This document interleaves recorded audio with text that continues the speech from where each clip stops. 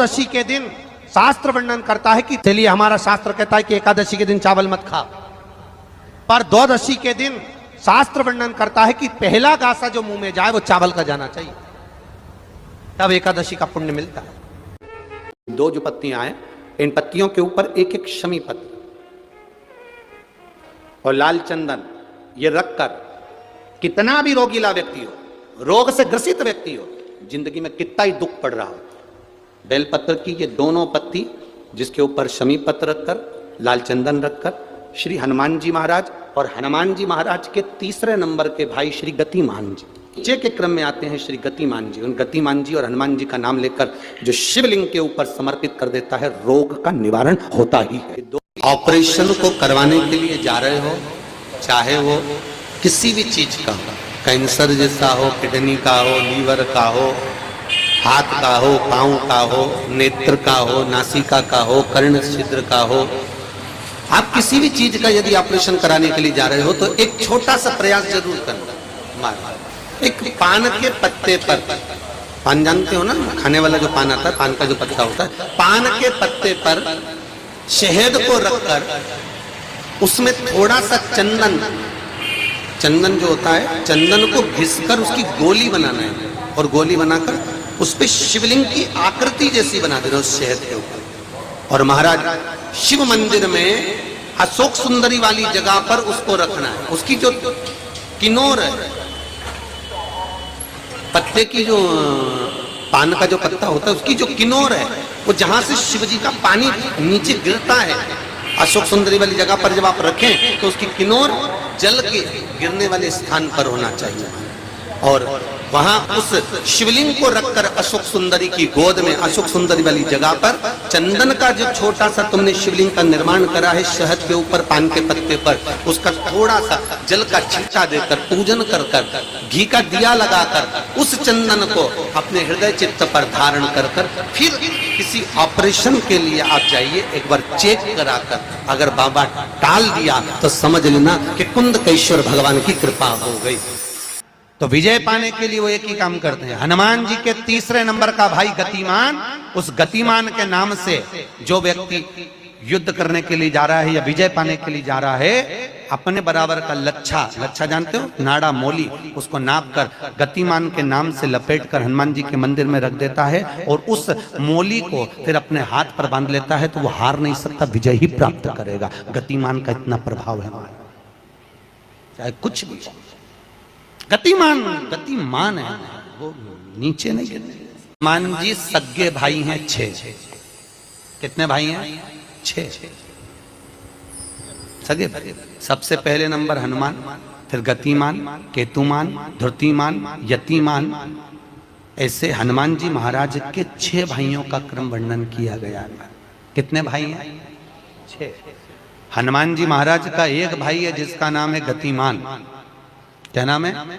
गतिमान।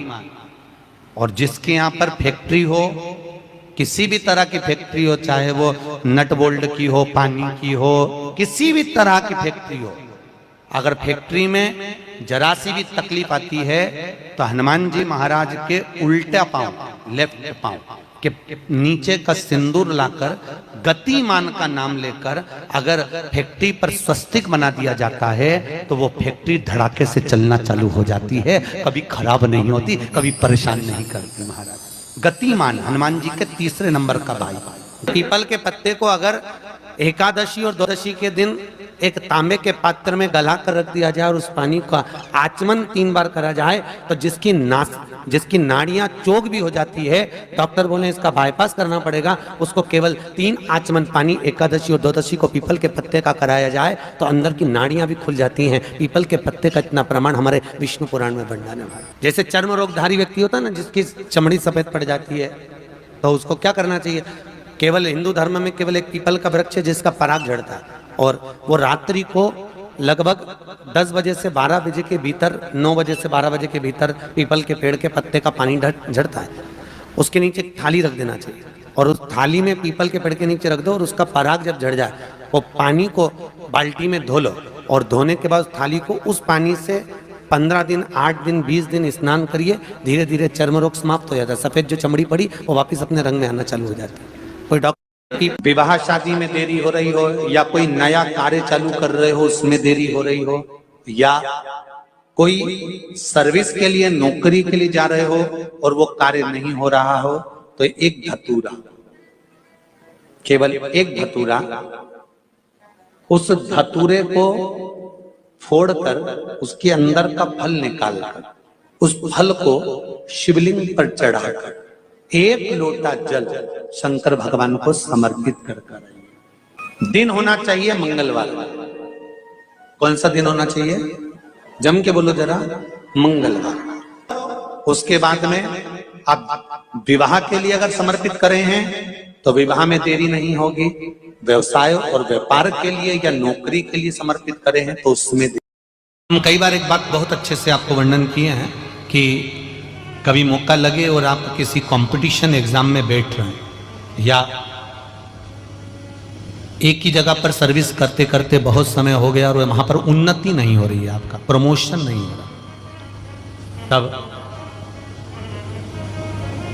7 बेलपत्र केवल त्रिशूल का 3, जो त्रिशूल में 3 नोक होती है, पहले साइड की दोनों स्पर्श, फिर बीच का स्पर्श कर कर अपने हृदय की कामना कर कर अशोक सुंदरी वाली जगह पर मात्र चढ़ा देने पर भी व्यक्ति जिस जगह पर नौकरी कर रहा होता है उससे उसका प्रमोशन का चांस बढ़ जाता है और उसकी उन्नति की ओर अग्रसर होता है। त्रिशूल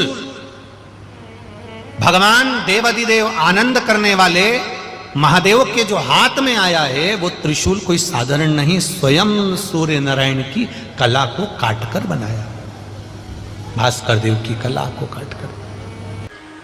आरती के समय पर घंटी बजाई जाती है जिसको गरुड़ घंटी कहा जाता है। क्यों बजाते हैं? कारण क्या है?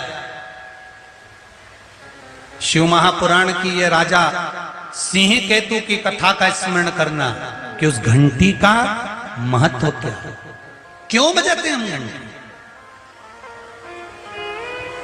किस लिए बजाते हैं? उसका कारण क्या है कि घंटी की आवाज जैसे ही परिवार के लोग, घर के लोग, कुटुंब के लोग श्रवण करें, दौड़कर उस आरती में सम्मिलित हो जाए। घंटी का नाद इसलिए करा जाता है कि कोई हमारे घर में नेगेटिव ऊर्जा हो वो चली जाए। घंटी का नाद इसलिए करा जाता है कि हमारा हृदय, चित्त, वृत्ति, मन, ये सब। शास्त्र को उठाकर यहां तक शास्त्र कहता है कि मंदिर में जो घंटी बजाई जाती है वो कभी क्रोध में नहीं बजाना चाहिए। मंदिर में अगर घंटी का नाद कर रहे हो, घंटी को बजा रहे हो तो क्रोध में नहीं, चिढ़कर नहीं। दुनिया के लोगों को ये नहीं कि मैं बहुत तेज बजाऊंगा, नहीं नहीं, दुनिया के यहां तक घर में भी जो घंटी बजाई जाती है उसका नाद परमात्मा को रिझाने का होना चाहिए, क्रोध नहीं, पड़ोसी को जगाने के लिए नहीं, दूसरों को जगाने के लिए नहीं, चिड़चिड़ कर नहीं, क्रोध कर नहीं, किसी से छुड़ा कर नहीं, कोई रस्सी नहीं छोड़ रहा तो उसे छुड़ा कर नहीं, नहीं नहीं। शिव महापुराण की कथा तो यहां तक कहती है कि अगर घंटी का नाद आपने करा है, भले धीरे से करा, प्रेम से करा, तो भगवान उसको श्रवण कर कर फल प्रदान करता है। और तुम तो सोचो कि मैं ही सबसे बड़ी भगत ने लिया पल्लू बजा। भगवान भी सोचे कहां से आ गई भगत। हम आप लोगों से भी कहेंगे कभी एक बार प्रैक्टिकल करो, 1 वर्ष का। कोई भिक्षा मांगने वाला भी है ना, बहुत दरिद्रता उसकी जिंदगी में है, बहुत गरीब बड़ा है, उसके पास खाने तक के लाले पड़ रहे हैं, तो हम उनसे एक निवेदन करेंगे कि प्रयास करो, 1 वर्ष ये 7 जगह हैं जहां पर कभी एक जगह का नियम बना लो, या तो बेलपत्री के पेड़ के नीचे, या शमी के वृक्ष के नीचे, या पीपल के वृक्ष के नीचे, या आंवले के वृक्ष के नीचे, या बट वृक्ष के नीचे, या शंकर भगवान के शिवालय में, या अपने घर के दरवाजे के बाहर। ये 7 स्थान हैं, इसमें से कोई एक स्थान आप चुन लो। एक दिन भी नागा नहीं होना चाहिए, एक दिन भी कैंसिल नहीं होना चाहिए, एक दिन भी उसमें कहीं अड़चन नहीं आना चाहिए। 1 वर्ष ये 7 स्थान में से कोई एक स्थान स्थान पर 1 वर्ष तक रोज शाम के समय प्रदोष काल में दिया लगाना चालू करो। भले वो दिया 2 मिनट जले, पर प्रदोष काल में अगर तुमने एक जगह का भी नियम ले लिया 1 साल का, फिर हमको बताना कि मेरे कुबेरेश्वर बाबा ने तुम्हारे घर में संपदा की कमी तो नहीं, वो भंडार भरने में कमी नहीं।